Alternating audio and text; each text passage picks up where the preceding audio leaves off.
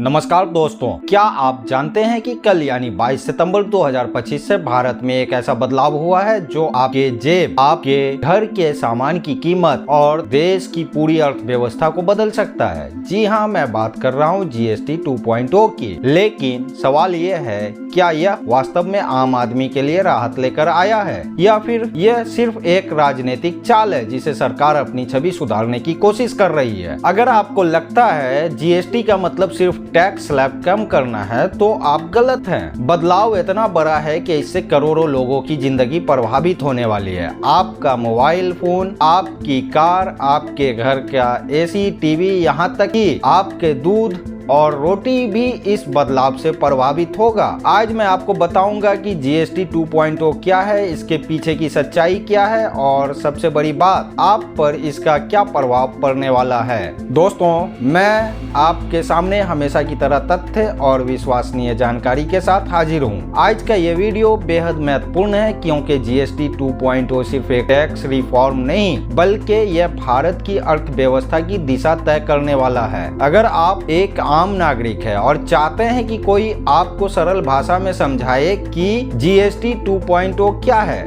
इसके फायदे और नुकसान क्या हैं और आपको क्या करना चाहिए, तो ये वीडियो आपके लिए है। मैं इस वीडियो में आपको बताऊंगा जीएसटी 2.0 क्यों लाया गया, इसके तत्काल प्रभाव क्या होंगे, कौन से सामान सस्ते और कौन से महंगे होंगे, क्या यह वास्तव में आम आदमी के लिए फायदेमंद है, इसकी राजनीतिक और आर्थिक पृष्ठभूमि क्या है, प्रॉब्लम स्टेटमेंट एंड बैकग्राउंड। दोस्तों, जीएसटी 2.0 को समझने के लिए हमें पहले यह जानना होगा कि पुराना जीएसटी सिस्टम क्यों नाकाम था। जब 2017 में जीएसटी लागू हुआ था तब इसे वन नेशन वन टैक्स का नारा दिया गया था, लेकिन वास्तविकता ये थी कि जीएसटी में 4 अलग अलग स्लैब थे, 5%, 8%, 12%, 18%, 28%। आंकड़े की बात करें तो भारत में जीएसटी के 8 साल बाद भी 40% से ज्यादा सामान 28% के उच्चतम स्लैब में थे। छोटे व्यापारियों की शिकायत थी कि जीएसटी की जटिलता के कारण उन्हें अतिरिक्त कागजी कार्रवाई करनी पड़ती थी। 2024 तक केवल 54% स्नातक रोजगार योग्य माने जाते थे, जबकि जीएसटी की जटिलता से छोटे धंधे में और परेशानी बढ़ी थी।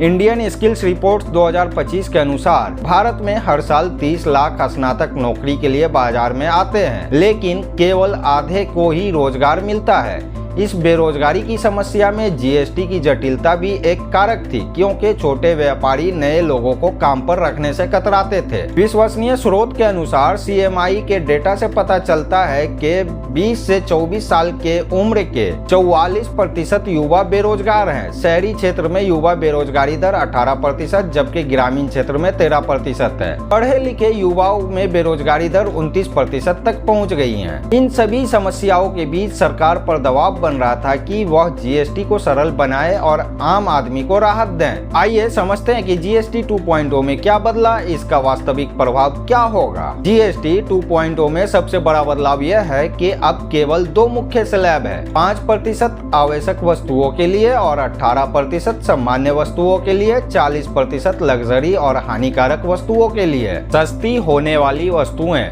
दैनिक उपयोग की वस्तुएं, हेयर ऑयल, साबुन, शैम्पू, टूथपेस्ट, अब 5% जीएसटी, पहले 12 से 18% लगता था। पैकेज्ड फूड जैसे जूस, मखाना, चीज, पास्ता अब 5%, पहले 12% था। घरेलू उपकरण, एसी, टीवी, वॉशिंग मशीन अब 18%, पहले 28% था। छोटी कारें और मोटरसाइकिल अब 18%, पहले 28% था। टैक्स मुक्त होने वाली वस्तुएं, यूएचटी, दूध, पनीर, रोटी, खाकर पर अब कोई जीएसटी नहीं लगेगा। व्यक्तिगत जीवन और स्वास्थ्य बीमा पॉलिसी पूरी तरीके से टैक्स मुक्त कर दिया गया। 33 जीवन रक्षक दवाएं अब जीएसटी मुक्त। मान लीजिए आप एक मध्यम वर्गीय परिवार हैं, 30,000 रुपए की वॉशिंग मशीन अब 27,500 रुपए में मिलेगा, 2500 रुपए की बचत हो गई। 50,000 रुपए का एसी अब 45,500 रुपए में मिलेगा, 4,500 की बचत। आपकी स्वास्थ्य बीमा पॉलिसी पर अब कोई टैक्स नहीं लगेगा। सरकारी दस्तावेजों के अनुसार इस सुधार से सरकार को 48,000 करोड़ रुपए का राजस्व नुकसान होगा। ये एक बड़ी राशि है, लेकिन सरकार का कहना है कि इससे उपभोग बढ़ेगा, अंततः अधिक टैक्स कलेक्शन होगा। तकनीकी सुधार जीएसटी 2.0 में प्री फील्ड रिटर्न्स, तेज रिफंड प्रक्रिया और एमएसएमई के लिए आसान रजिस्ट्रेशन की व्यवस्था है। जीएसटी अपलोड ट्रिब्यूनल दिसंबर 2025 तक काम करना शुरू कर देगा। अपनी राय, विश्लेषण, पर्सनल ओपिनियन। दोस्तों, मैं आपको अपना निष्पक्ष विश्लेषण देता हूँ जीएसटी 2.0 को लेकर। मेरी राय मिली जुली है। सकारात्मक पहलू, तत्काल राहत। यह सच है कि आम आदमी को तत्काल राहत मिलेगी। घरेलू सामान सस्ता होना एक अच्छी बात है। सरलीकरण, टैक्स स्लैब कम करना एक सही कदम है। ये छोटे व्यापारियों के लिए फायदेमंद होगा। स्वास्थ्य सेवा, स्वास्थ्य बीमा को टैक्स मुक्त करना एक सराहनीय कदम है। संदेहजनक पहलू, चुनावी टाइमिंग। ये सुधार दिल्ली चुनाव से पहले और बिहार चुनाव से पहले आया। ये महज एक चुनावी चाल है। राजस्व चिंता, 48,000 करोड़ रुपए का नुकसान कहां से भरा जाएगा? बाद में नए टैक्स तो नहीं लगाए जाएंगे। लग्जरी टैक्स 40% का नया स्लैब चिंताजनक है। ये दायरा बढ़ाया तो नहीं जाएगा। वास्तविकता की जांच, मुझे चिंता इस बात की है कि पिछले 8 साल में जीएसटी की जटिलता के कारण जो समस्याएं आई हैं, उनके लिए कोई जवाबदेही नहीं है। करोड़ों छोटे व्यापारियों ने जो परेशानी झेली, उसके लिए कोई मुआवजा नहीं दिया गया। ये भी सोचने वाली बात है कि अगर ये सुधार इतना आवश्यक था तो 8 साल क्यों लगे? क्या सरकार को पहले पता नहीं था कि जटिल टैक्स स्ट्रक्चर से परेशानी होगी? दोस्तों, मैं उन युवाओं की बात करना चाहूंगा जो पिछले 8 सालों से रोजगार ढूंढ रहे हैं। जीएसटी 2.0 से उन्हें तभी फायदा होगा जब इसे वास्तव में नए रोजगार के अवसर बने। सिर्फ सामान सस्ता करने से बेरोजगारी की समस्या हल नहीं होगी। व्यक्तिगत स्तर पर आप क्या कर सकते हैं?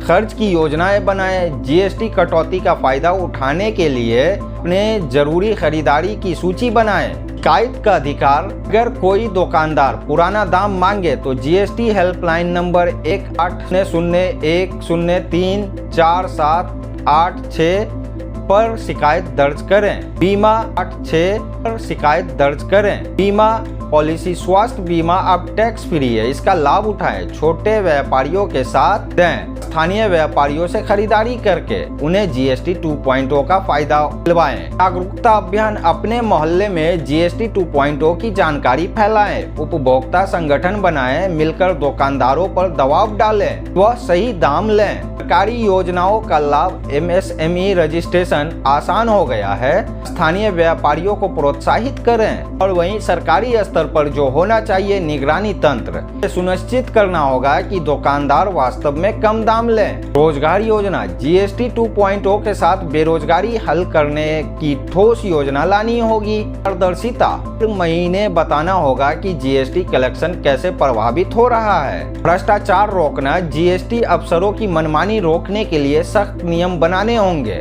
युवाओं के लिए विशेष सुझाव, स्किल डेवलपमेंट, जीएसटी 2.0 से जो नए अवसर बनेंगे उनके लिए खुद को तैयार करें। स्टार्टअप का विकल्प, एमएसएमई रजिस्ट्रेशन आसान होने का फायदा उठाकर अपना धंधा शुरू करें। डिजिटल स्किल्स, जीएसटी अब पूरी तरीके से डिजिटल है, इसकी समझ बढ़ाएं। दोस्तों, अगर ये विश्लेषण आपको उपयोगी लगा है तो लाइक और शेयर करें। इस जानकारी को अधिक से अधिक लोगों तक पहुंचाएं। सब्सक्राइब करें। ऐसे ही तथ्यपूरक विश्लेषण के लिए हमारे चैनल को सब्सक्राइब करना ना भूलें। बेल आइकन दबाएं ताकि आपको हमारे नए वीडियो की तुरंत सूचना मिल सके। कमेंट में बताएं, क्या आपको जीएसटी 2.0 से वास्तविक राहत मिली है? आपके शहर में दुकानदार सही दाम ले रहे हैं या नहीं?